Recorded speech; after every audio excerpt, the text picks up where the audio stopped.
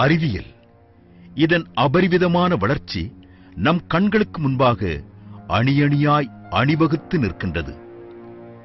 மனிதன் குரங்கிலிருந்து பரிமாண வளர்ச்சி அடைந்தானா, அல்லது தனக்கு மேலுள்ள சக்தியாகிய கடவுளின் மூலம் படைக்கப்பட்டானா என்ற கேள்விக்கு வித்திட்டது ஆதிகால அறிவியல்.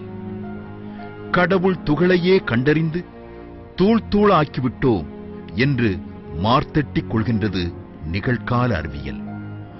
அவிழ்க்க இயலா சில கேள்விகளுக்கு மனிதன் அறிவியல் மூலம் பதில்களை பெற்றுக்கொண்டாலும் அடுக்கடுக்கான பல குழப்பங்கள் அறிவியலால் ஏற்படுவதை தவிர்க்க முடிவதில்லை.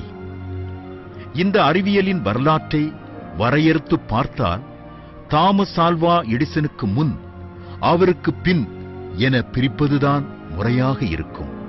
ஏனெனில் மின்சார சக்தியை கண்டுபிடிக்கும் முன் இந்த அறிவியலின் வேகம் தளிர் நடை போடும் நீரோடையாய் அமைதியாய்த்தான் இருந்தது.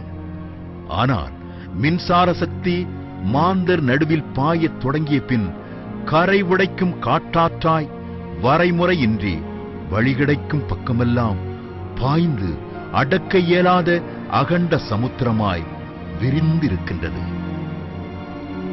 ஆரம்பம் முதல் இந்த அறிவியல் குடும்பத்தில் கண்டுபிடிப்புகள் மூலம் பல பொருட்கள் பிள்ளைகளாய் பிறந்தாலும், இந்த கடைசி காலத்தில் மக்களின் முடிவை முத்திரையாக பதிக்க வந்திருக்கும் கடைக்குட்டி கண்டுபிடிப்புத்தான் பயோசிப். கீர்த்தி சிறிதாயினும் மூர்த்தி பெரிது என்ற மூத்தோர் மொழிக்கேற்ப 7 mm அளவே உள்ள இந்த சின்ன கருவி வரப்போகும் உலகத்தை சின்னா பின்னமாக்கி சீர்குலைக்கப் போகின்றது என்றால் ஆச்சரியமாய் உள்ளதல்லவா? உண்மைதான். இந்த பயோசிப் இன்னும் சில காலங்களில் இந்த உலகையே தன் பிடிக்குள் வைத்து மக்கள் அனைவரையும் தன் ஏவுதலின் அடிமைகளாக மாற்றப் போகிறதென்றால் மிக இல்லை. எங்கு பார்த்தாலும் தீவிரவாதம், வரைமுறையற்ற வன்முறை, குண்டுவெடிப்புகள் என உலகம் ஒழுங்கீனத்தின் உதாரணமாக மாறி உள்ளது. மனிதனை மனிதன் நம்ப மறுத்து பாதுகாப்பிற்கு கணினியை நம்பும் காலம். நல்லவர்களையும் நாட்டில் குண்டு வைக்கும் நாசகர்களையும் இனம் கண்டுபிடிக்க முடியாமல் காவல்துறையும் உளவுத்துறையும் கையை பிசைந்து கொண்டு நிற்கின்றது. நல்லவர்களை கூட நடுரோட்டில் நிற்க வைத்து விசாரிக்க வேண்டிய கட்டாயம். அடுக்கடுக்காய் பாதுகாப்பு போட்டாலும் அத்தனையும் தாண்டி தீவிரவாதம் தலைதூக்கி வருகின்றது. அந்நிய நாட்டிலிருந்து வரும் இந்த ஆபத்துக்களை உள்ளே நுழையும் போதே தடுத்து விடலாம். ஆனால் நாட்டிற்குள்ளே இருந்து நாசமாக்கும் இந்த நய வஞ்சகர்களை என்ன செய்யலாம் என்ற கேள்விக்கு விடையாக வந்ததுதான் இந்த பயோசிப். இது போன்ற ஆபத்துக்களை தடுக்க அனைத்து நாடுகளிலும் அடையாள அட்டை என்ற முறையை அறிமுகப்படுத்தியுள்ளனர். குடிமக்களின் அனைத்து விவரங்களும் இதில் அடங்கியிருக்கும். அத்துடன் இதில் மிக முக்கியமான அந்த குடிமகனை கண்காணிக்கும் ஓர் கருவியும் பொருத்தப்பட்டிருக்கும். இதற்கு RFID, ரேடியோ அலைவரிசை மூலம் கண்காணிக்கும் கருவி என்று பெயர். இத்துடன் ஓர் 16 இலக்க எண்ணும் கொடுக்கப்பட்டிருக்கும். இதுதான் இனி அந்நாட்டில் வாழ்வதற்கு ஆதாரம். சில நாடுகளில் இது இல்லாமல் வெளியே போக முடியாது என்ற நிலை உள்ளது. இதுபோன்ற ஓர் அட்டையை இந்திய அரசாங்கமும் தந்து கொண்டிருக்கின்றது. அதற்கு ஆதார் என்று பெயர். இந்த அட்டையில் உள்ள எண் மற்றும் கண்காணிக்கும் கருவியை கொண்டு இனி உங்களை 24 மணி நேரமும் கண்காணிக்கலாம். உங்கள் நடவடிக்கை அனைத்தும் கண்காணிக்கப்பட்டு ஓர் குறிப்பிட்ட கணினியில் நிரந்தரமாய் பாதுகாக்கப்படும்.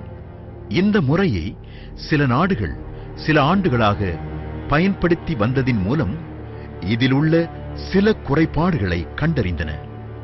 உதாரணமாக, இவ்வட்டை தொலைந்து போகுதல், திருட்டு போகுதல், சேதமாகுதல் போன்ற காரணத்தால் சரிவர மக்களை கண்காணிக்க முடிவதில்லை.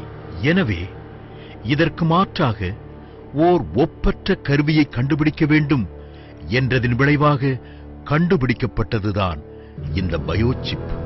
இந்த பயோசிப்பில் கண்காணிக்கின்ற கருவியோடு 16 இலக்க அடையாள எண்ணும் உண்டு. இதை ஆரம்பத்தில் சோதனை முறையாக வீட்டு விலங்குகள், காட்டு விலங்குகள், பறவைகள், கடல்வாழ் உயிரினங்கள் என மிருகங்களுக்கு சோதிக்கப்பட்டு 2011ஆம் ஆண்டு இந்தியாவின் கர்நாடக மாநிலத்தில் அனைத்து வீட்டு விலங்குகளுக்கும் ஏறக்குறைய 2.5 லட்சம் மிருகங்களுக்கு இப்பயோசிப் பதிக்கப்பட்டு வெற்றிகரமாக செயல்பட்டு வருகின்றது. அது வெற்றியடைந்தவுடன் மனிதனுக்கு பதிப்பதற்கு ஆராய்ச்சியை தொடர்ந்தனர். ஆனால் இவ்வாராய்ச்சி ஆரம்பித்தவுடனே இதற்கு எதிர்ப்பு தெரிவித்து அநேகர் நீதிமன்றம் வரை சென்றனர். காரணம், 24 மணி நேரம் ஒருவரை கண்காணிக்கத் தொடங்கினால் அவருடைய தனி மனித சுதந்திரம் பாதிக்கப்படும் என்று வாதிடப்பட்டது. ஆனால் இதை தயாரிக்கிறவர்களோ, நாங்கள் யாரையும் கட்டாயப்படுத்தவில்லை, எங்கள் கண்காணிப்பை ஏற்றுக்கொள்ளுகிறவர்களுக்கு மாத்திரம் இதை பதிக்கிறோம் என்று அறிவித்தனர். அடுத்தபடியாக இப்பயோசிப்பை எங்கே பதிப்பது என்ற கேள்வி எழுந்தது. காரணம், இக்கருவியில் உள்ள பேட்டரியை தினந்தோறும் சார்ஜ் பண்ண வேண்டும். சார்ஜ் பண்ணுவதற்கு நம் உடலில் உள்ள சூட்டையே பயன்படுத்த முடிவு செய்து, எங்கே நம் உடலில் உஷ்ணம் சரியாய் உள்ளது என்று ஆராய்ச்சியை தொடர்ந்தனர். முடிவில் 2 இடத்தை நம் தேகத்தில் தேர்ந்தெடுத்தனர். 1 வலது மணிக்கட்டு, 2 நெற்றி. அது மாத்திரமல்ல, இவ்2 இடத்திலிருந்து எலக்ட்ரோ மேக்னெட்டிக் ரேஸ் என்ற மின்காந்த கதிர்கள் இயற்கையாகவே வெளியாகிறது என்பதை கண்டறிந்தனர். எனவே இதன் மூலம் செயற்கைக்கோளை இணைத்து எல்லா மனிதர்களையும் தனிப்பட்ட விதத்தில் கண்காணிக்கும் முறையை செயல்படுத்த முடிவு செய்தனர். ஆரம்பத்தில் மக்களின் வசதிக்கென்று உள்ளே நுழைந்த இத்தொழில்நுட்பம் இப்போது அத்தியாவசியமாக மாறியுள்ளது. இனி இதை பெற்றுக்கொள்வது சட்டமாக மாற வாய்ப்புள்ளது. இதை பெற்றுக் கொள்ளாதவர்கள் இனி அரசாங்கத்திடமிருந்து எதையும் பெற்றுக்கொள்ள முடியா நிலை வரும். உதாரணமாக, இப்போது எப்படி ரேஷன் அட்டை இல்லாமல் எதையும் நாம் வாங்க முடியாதோ, அதே போல் அதற்கு மாற்றாக அடையாள அட்டை வரும். அடுத்து அவ்விடத்திற்கு இப்பயோசிப் வரும். இதன் மூலம் இனி தனி மனித சுதந்திரம் பறிக்கப்பட்டு அனைவரும் ஒரு மனித கட்டுப்பாட்டிற்குள் வர வாய்ப்புள்ளது. வான்வெளியில் உலாவும் அனைத்து செயற்கைக்கோள்களையும் ஒரு மனிதன் கட்டுப்படுத்தும் போது முழு உலகமும் அதில் உள்ளவைகளும் அவன் வசமாகும். ஏகதேச சர்வாதிகார ஆட்சி முறை வரும் நாள் வெகு தொலைவில் இல்லை. இந்த ஆபத்தை குறித்து நம் முன்னோர்களுக்கு மகாகணம் பொருந்திய கடவுள் மிக விபரமாக வெளிப்படுத்தியுள்ளார். எல்லா வேதங்களுக்கு முன்னோடியும் தன்னிகரில்லாததுமாகிய பரிசுத்த வேதாகமத்தில் இவ்விபரங்கள் விவரிக்கப்பட்டுள்ளது. வெளிப்படுத்தின விசேஷம் 13ஆம் அதிகாரம் 16-17வது வசனத்தில், அது சிறியோர், பெரியோர், ஐசுரியவான்கள், தரித்திரர், சுயாதீனர், அடிமைகள், இவர்கள் யாவரும் தங்கள் தங்கள் வலது கைகளிலாவது நெற்றிகளிலாவது ஒரு முத்திரையை பெறும்படிக்கும், அந்த மிருகத்தின் முத்திரையையாவது, அதன் நாமத்தையாவது, அதன் நாமத்தின் இலக்கத்தையாவது தரித்துக் கொள்ளுகிறவன் தவிர வேறு ஒருவனும் கொள்ளவும் விற்கவும் கூடாதபடிக்கும் செய்தது என்று 1990 வருஷங்களுக்கு முன்பாக முன்னறிவிக்கப்பட்டுள்ளது. பரிசுத்த வேதாகமம் முன்னறிவித்தபடியே பயோசிப் வந்துவிட்டது. அடுத்ததாக ஓர் சர்வாதிகாரியின் கீழ் இனி முழு உலகமும் செல்லும். சமீபத்தில் விக்கிலீக்ஸ் இணையதளத்தின் அதிபர் ஜூலியன் அசாஞ்சே இவ்வுலகம் ஓர் உலக ஆட்சிக்கு தயாராகி வருவதாகவும், சமூக வலைதளங்கள் மூலம் நம்முடைய அனைத்து விபரங்களும் ரகசியமாய் கண்காணிக்கப்பட்டு பாதுகாக்கப்படுவதாகவும், நாம் மிகப்பெரிய ஆபத்தில் உள்ளதாகவும் தனியார் செய்தி நிறுவனத்திற்கு அளித்த பேட்டியில் கூறியுள்ளார். பரிசுத்த வேதாகமம் கூறிய தீர்க்க தரிசனங்கள் மிக துல்லியமாக நிறைவேறும் காலம் இதுவே. மேலும் இந்த பயோசிப் யார் யாருக்கெல்லாம் பதிப்பார்கள் என்று வேதாகமம் விவரித்துள்ளது. வெளிப்படுத்தின விசேஷம் 13ஆம் அதிகாரம் 16 அது சிறியோர், பெரியோர், ஐஸ்வர்யவான்கள், தரித்திரர், சுயாதீனர், அடிமைகள் இவர்கள் யாவரும் தங்கள் தங்கள் வலது கைகளிலாவது நெற்றிகளிலாவது ஒரு முத்திரையை பெறும்படிக்கும் என்று எழுதப்பட்டுள்ளது. இப்போது பல நாடுகளில் பிறக்கும் அனைத்து பிள்ளைகளுக்கும் இந்த பயோசிப் பதிக்கும் முறை வந்துள்ளது. ஆஸ்கோ என்ற தனியார் நிறுவனம் மூலம் உலகில் பல நாடுகளில் இந்த பயோசிப் பதிக்கப்படுகிறது. போர்ச்சுகல், ஜப்பான், ஜெர்மனி போன்ற 47க்கும் மேற்பட்ட நாடுகளில் இப்பயோசிப் பதிக்கப்படுகிறது. 2013ஆம் ஆண்டு மார்ச் மாதம் இந்தியாவில் வட மாநிலம் ஒன்றில் பிறக்கும் எல்லா பிள்ளைகளுக்கும் பயோமெட்ரிக் அடையாளம் 2 மணி நேரத்திற்குள் இட வேண்டும் என அரசாங்கம் உத்தரவிட்டுள்ளது. அடுத்ததாக ஹேலோ என்ற நிறுவனம் பிள்ளைகளுக்கு நெற்றியில் இந்த பயோசிப்பை பதித்து 24 மணி நேரமும் கண்காணிக்க ஆவண செய்துள்ளது. சிறியோருக்கு மாத்திரமல்ல, வேதம் முன்னுரைத்தபடி பெரியோர், ஐஸ்வர்யவான்கள் என அநேகரும் இப்போது இதை ஆவலுடன் பெற்றுக்கொள்ள முன்வந்துள்ளனர், இதில் உள்ள ஆபத்தை அறியாமல்.